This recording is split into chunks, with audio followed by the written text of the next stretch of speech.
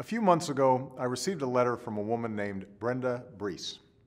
I wanted to share her story because it speaks to what a lot of families are going through, and it offers a good example of the kind of responsibility that's needed in Washington right now. Brenda's a mom and a special ed teacher from Missouri. Her husband, David, was employed at the local Chrysler plant for nearly 4 decades. They've worked hard their whole lives, but like a lot of folks, they've taken some hits over the past few years. When the Chrysler plant closed, David had to take early retirement. His pension helps, but it's half of what he earned before. Meanwhile, because of budget cuts, Brenda has had to buy school supplies for her students out of her own pocket because it's her job and she cares about those kids. Money's been tight, but they're doing the best they can. And like so many families, they are sacrificing what they don't need so they can afford what really matters. This is what Brenda told me. I feel my family is frugal. We go to the movies once a month, but usually we just wait for them to come out on TV. I watch the food budget. We combine trips into town and use coupons, and we trim each other's hair when we need a haircut. So Brenda and her husband know what they can do without, but they also know what investments are too important to sacrifice. Their daughter Rachel is a sophomore in college with a 4.0 grade point average. The tuition's a big expense, but it's worth it because it will give her the chance to achieve her dreams. In fact, Brenda is looking for a second job to ensure, as she put it, the money is there to help Rachel with her future. Families across this country understand what it takes to manage a budget. They understand what it takes to make ends meet without foregoing important investments like education.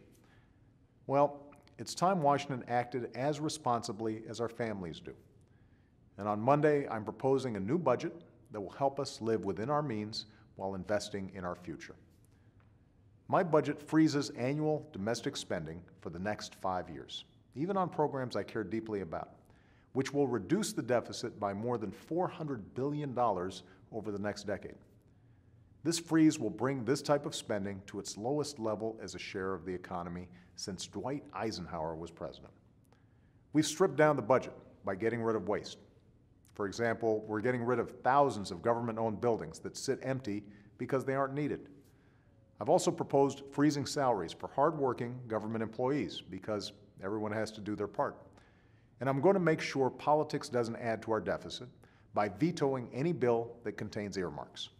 And yet, just as the Brees family is making difficult sacrifices while still investing in the future, by helping, for instance, their daughter pay her tuition, my budget does the same.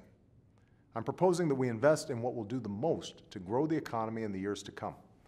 This means job-creating investments in roads, high-speed rail, and broadband. This means cutting-edge research that holds the promise of creating countless jobs and whole new industries like clean energy and biotechnology. And it means improving our schools and making college more affordable, to give every young person the chance to fulfill his or her potential and receive the job training they need to succeed.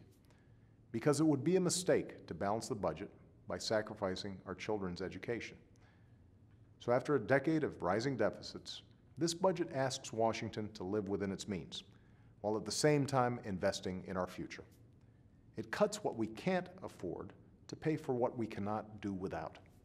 That's what families do in hard times, and that's what our country has to do as well. Thanks so much.